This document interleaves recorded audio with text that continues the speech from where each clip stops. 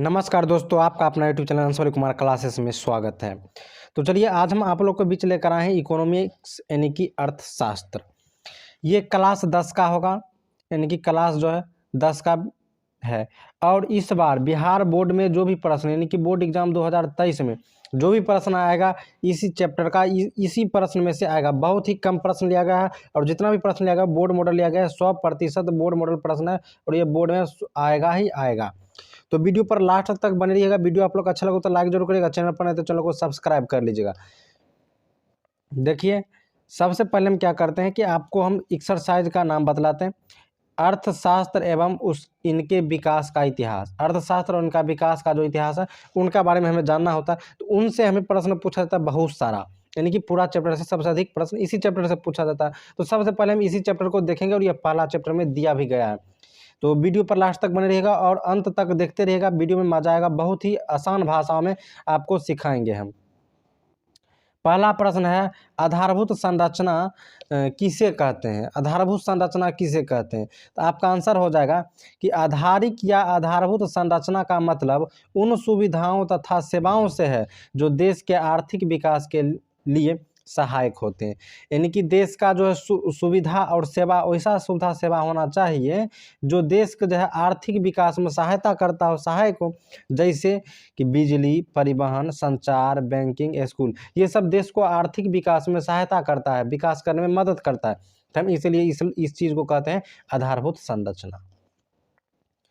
जो भी लोग अगर कॉपी कलम लेकर लिखना चाहते हैं तो वो आप अपना स्क्रीनशॉट कर सकते हैं या वीडियो को रोक कर आप लिख सकते हैं, क्योंकि यह बहुत ही इजी भाषा में लिखा गया और आसान भाषा में लिखा गया। अगर कोई प्रश्न समझने में प्रॉब्लम होता है तो हमें कमेंट कर सकते हैं, हम उसको और ईजी भाषा में समझाने का प्रयास करेंगे। चलिए अगला प्रश्न है आर्थिक नियोजन क्या है? आर्थिक नियोजन क्या है? वीडियो पर लास्ट तक बने रहिएगा तभी आप पूरा समझ में आएगा आपको। एक निश्चित समय के अंतर्गत अर्थशास्त्र में उपलब्ध संसाधनों का नियोजन, समन्वय एवं उपयोग करके पूर्व निर्धारित सामाजिक एवं आर्थिक उद्देश्य की प्राप्ति करना ही आर्थिक नियोजन कहलाता है। आर्थिक नियोजन का मतलब हो जाएगा कि कोई निश्चित समय में, किसी निश्चित समय में क्या होगा कि कोई भी संसाधन के समय के साथ साथ उपयोग करना और समय के साथ साथ बनाना, जो कि समाज का उद्देश्य होगा या समाज जितना चाहता होगा, जितना उनका उद्देश्य होगा उतना हम समय पर उन्हें प्राप्त कर देंगे, दे देंगे, तो उसे कहा जाता है आर्थिक नियोजन। चलिए अगला प्रश्न पर चलते हैं। सतत विकास क्या है? सतत विकास क्या है? विकास की वह प्रक्रिया जिसमें वर्तमान की आवश्यकता तथा ऐसे विकास जो जारी रह सके, यानी कि ऐसा विकास जो अभी ज़रूरत होगा, यानी वर्तमान में जिसका आवश्यकता होगा और आगे भी भविष्य के लिए भी रह सके, कोमा लगा कर दिया जाता है, टिकाऊ बना रह सके, यानी कि बहुत दिन तक चले, टिकाऊ रहे, भावी पीढ़ी का विकास में सहायक हो, यानी कि अगले पीढ़ी में भविष्य में भी विकास में सहायक हो, उसे हम सतत विकास कहते हैं। चलिए अगला प्रश्न है मिश्रित अर्थव्यवस्था क्या है? मिश्रित अर्थव्यवस्था क्या है? वह अर्थव्यवस्था जहां उत्पादन के साधन पर सरकार के साथ साथ निजी व्यक्तियों का भी स्वामित्व हो, मिश्रित अर्थव्यवस्था कहलाता है। भारत मिश्रित अर्थव्यवस्था, ऑब्जेक्टिव प्रश्न पूछा जाएगा कि भारत कैसा अर्थव्यवस्था का देश है, तो यहाँ पे मिश्रित अर्थव्यवस्था हो जाएगा। मिश्रित अर्थव्यवस्था का मतलब ये होता है कि अर्थशास्त्र का उत्पादक जो है सरकार भी करता है और सरकार के साथ साथ निजी लोग भी करते हैं, तो उस प्रकार के अर्थव्यवस्था को हम लोग मिश्रित अर्थव्यवस्था कहते हैं, जो कि भारत में उपलब्ध है। भारत में सरकार का भी अपना कंपनी होता है और प्राइवेट लोगों का भी अपना कंपनी होता है, इसीलिए यहाँ मिश्रित अर्थव्यवस्था। अगला प्रश्न है अर्थशास्त्र में उत्पादन के कौन कौन से साधन है, उदाहरण दे। अर्थशास्त्र में उत्पादन के कौन कौन से साधन है उससे आपको बतलाना है, उदाहरण देना है। तो चलिए अर्थशास्त्र के उत्पादन के 4 साधन है। पहला श्रम और श्रमिकों एवं मजदूर। श्रम, श्रमिक एवं मजदूर जो है नहीं रहेगा तो अर्थशास्त्र चलना मुश्किल हो जाएगा। पूंजी, आय की वित्तीय स्रोत, मशीन एवं उत्पत्ति आदि, यानी कि पूंजी होना चाहिए आपको, आय होना चाहिए, ठीक है, और आय का वित्तीय स्रोत होना चाहिए, मशीन होना चाहिए आपको, संपत्ति कुछ होना चाहिए, तभी तो आप अर्थव्यवस्था में आगे बढ़िएगा। उसके बाद साहस, उत्पादन के जोखिम उठाने वाले, और साहस रखना चाहिए और उत्पादन करने के लिए जोखिम उठाना चाहिए। ऐसा नहीं कि हमें माल बना रहे हैं और नहीं बिक रहा है तो हम बनाना छोड़ दिए, तो ये हम जोखिम नहीं ले रहे हैं, तो हमारे अर्थ ऊपर नहीं जाएगा, आर्थिक स्थिति ऊपर नहीं होगा। चलिए अगला प्रश्न है कि गरीब गरीब को जन्म देती है कैसे। बहुत ही अच्छा प्रश्न है और बोर्ड में कई मर्तबे पूछा जा चुका है कि गरीब गरीब को जन्म देती है, क्योंकि गरीब लोग को गरीबी के कारण उसकी आय कम रहती है, यानी कि गरीबी के कारण उसकी आय कम रहती है, पढ़ लिख नहीं पाते हैं। और शिक्षित के कारण बच्चे को अधिक जन्म देते हैं, यानी कि शिक्षा कम होने के कारण बच्चा जहाँ 2 चाहिए वहाँ आपको 4 बच्चा 5 बच्चा हो जाते हैं, जिसके कारण उनका अगला पीढ़ी भी गरीब ही रह जाता है। इसी के कारण उनका अगला पीढ़ी भी गरीब रह जाता है, क्योंकि उनका आय भी कम है। चलिए अगला प्रश्न को देखते हैं। अगला प्रश्न है कि अर्थशास्त्र किसे कहते हैं, इनके 2 कार्यों कौन कौन से हैं। तो चलिए आपको अर्थशास्त्र की परिभाषा बतलाना। अर्थशास्त्र एक ऐसा तंत्र या ढांचा है जिसके अंतर्गत विभिन्न प्रकार के आर्थिक क्रियाएं संपादित की जाती है, यानी कि शास्त्र ऐसा तंत्र या ढांचा है इसके अंतर्गत विभिन्न प्रकार के आर्थिक क्रियाएं संपादित की जाती हैं, जैसे कृषि, उद्योग, व्यापार, बैंकिंग आदि। अर्थव्यवस्था निम्नलिखित 2 कार्यों को संपादित करती है। अर्थव्यवस्था जो है 2 कार्यों को संपादित करती है। पहला, लोगों की आवश्यकताओं की संतुष्टि के लिए विभिन्न प्रकार के वस्तुओं एवं सेवाओं का उत्पादन करती है। दूसरा, लोगों को रोजगार का अवसर प्रदान करती है। चलिए अगला प्रश्न को हम देखते हैं। अगला प्रश्न है कि अर्थव्यवस्था के विभिन्न प्रकारों को विवेचना करें। अर्थव्यवस्था का जो प्रकार है उन प्रकारों को विवेचना करना है। तो अर्थशास्त्र 2 प्रकार से वर्गीकृत किया गया है। पहला कि विकास के आधार पर, दूसरा स्वामित्व के आधार पर। तो विकास के आधार पर भी 2 प्रकार का है, एक है विकसित और एक है विकासशील अर्थव्यवस्था। और स्वामित्व के आधार पर 3 प्रकार का होता है, पूंजीवादी, समाजवादी और मिश्रित अर्थव्यवस्था। तो ये सब याद रखने वाली बात है, याद रखना जरूरी है। चलिए अगला प्रश्न को देखते हैं। अगला प्रश्न है समावेशी विकास से आप क्या समझते हैं, यानी कि समावेशी विकास से आप क्या समझते हैं।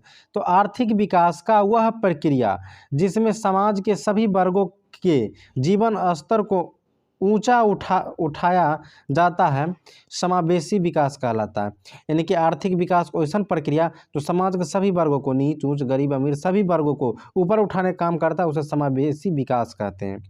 चलिए अगला प्रश्न है आर्थिक विकास क्या है। आर्थिक विकास तथा आर्थिक वृद्धि में अंतर। यह प्रश्न 4 नंबर का पूछा जाता है, तो अच्छी तरीका से समझिएगा। आर्थिक विकास आवश्यक रूप से परिवर्तन की प्रक्रिया है। आर्थिक विकास जो है आवश्यक रूप से परिवर्तन की प्रक्रिया, यानी परिवर्तन मतलब बदलते रहने की भी क्रिया है। इसमें अर्थव्यवस्था के ढांचे में परिवर्तन होते हैं। इसमें अर्थव्यवस्था का जो ढांचा होता है ना उसमें परिवर्तन होता है। आर्थिक विकास के संबंध में अर्थशास्त्रियों के बीच काफ़ी मतभेद है, यानी कि आर्थिक विकास के संबंध में अर्थशास्त्री सभी अपना अपना रूप से परिभाषा देते हैं और अपने अपना मत बतलाते हैं। जैसे कि सबसे पहला इसमें दिया गया है कि प्रोफेसर रोस्टोव के अनुसार आर्थिक विकास एक ओर श्रम शक्ति के वृद्धि की दर तथा दूसरी ओर जनसंख्या में वृद्धि की बीच के संबंध है।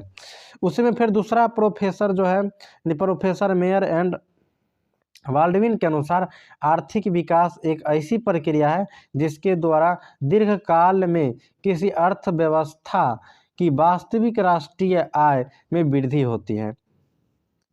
चलिए अब अगला पैराग्राफ पर चलते हैं, आर्थिक विकास तथा आर्थिक वृद्धि में अंतर क्या है। तो आर्थिक विकास तथा आर्थिक वृद्धि में सामान्यतः कोई अंतर नहीं है, दोनों शब्द एक दूसरे के पूरक होते हैं। इसके कारण दोनों शब्द एक दूसरे के स्थान पर प्रयोग किया जा सकता है, दोनों जो है एक दूसरे के पूरक है होते हैं। लेकिन कुछ अर्थशास्त्रियों ने इन दोनों शब्दों के बीच का अंतर बताते हैं। जैसे श्रीमती उर्सला की अनुसार वृद्धि वह शब्द का प्रयोग आर्थिक दृष्टि से विकसित देश के संबंध में किया जाता है, जबकि विकास शब्द अविकसित अर्थव्यवस्थाओं के संदर्भ में किया जाता है। चलिए अगला प्रश्न को हम देखते हैं। अगला प्रश्न है विकास के आर्थिक पिछड़ेपन के क्या कारण है। विकास के पिछड़ेपन दूर करने के लिए कुछ मुख्य उपाय बताएं। बिहार के इतिहास काफ़ी गौरवशाली रहा है, यानी कि बिहार का जो इतिहास है बहुत गौरवशाली रहा है। लेकिन आज वही बिहार कई तरह की समस्याओं के शिकार है। लेकिन आज जो है यही बिहार कई तरह की समस्याओं से परेशान है, शिकार हुआ है। ठीक है, तो बिहार के पिछड़ेपन के कारण क्या क्या है वो हम कुछ कारण यहाँ पर लिखे हैं। कारण तो बहुत सारे, लेकिन हम कुछ कारण यहाँ पर लिखे हैं जितना से हमें प्रश्न बन जाए। तो पहला है बिहार में तेजी से बढ़ती जनसंख्या, यानी कि बिहार में जो है वो जनसंख्या बहुत तेजी से बढ़ता है। बिहार में जनसंख्या काफ़ी तेजी से बढ़ रही है, इसके विकास के लिए साधन कम हो रहा है, यानी कि विकास के लिए साधन कम हो रहे हैं क्योंकि जनसंख्या अधिक हो रहा है। अगला पॉइंट को हम बतलाते हैं। तो अगला पॉइंट है इस प्रकार कि कृषि पर निर्धारित, यानी कि बिहार में अर्थव्यवस्था पूरी तरह कृषि पर आधारित है, लेकिन कृषि का भी हालत ठीक नहीं है, वो खराब है। अगला पॉइंट है कि बाढ़ और सुखाड़ की स्थिति, हर साल कम या अधिक बाढ़ बिहार में आना तय है, यानी कि बाढ़ बिहार में आएगा तो ही आएगा, जिसके कारण जान माल की काफ़ी क्षति होती है। इन्हीं सबों के कारण जो है अर्थशास्त्र हम लोगों को कमज़ोर है। ठीक है, इन्हीं सबों के कारण अर्थशास्त्र हम लोग का कमज़ोर है। अब राज्य के प्रति व्यक्ति और आय राष्ट्रीय औसत आय से आधे से भी कम है, इस तरह बिहार पिछड़ा है। अब हम बतलाना है कि दूर करने के कुछ उपाय। उपाय तो बहुत सारा है, लेकिन कुछ उपाय को हम यहाँ पे लिए हैं। बिहार में बाढ़ की समस्याओं का अस्थायी निदान किया जाए, यानी कि बिहार में जो बार बार बाढ़ आ जाता है जिसके कारण जान माल की हत्या होती है, इसलिए हम लोग का अर्थव्यवस्था खराब है, तो हमें उसको प्रबंधन करना चाहिए बाढ़ का।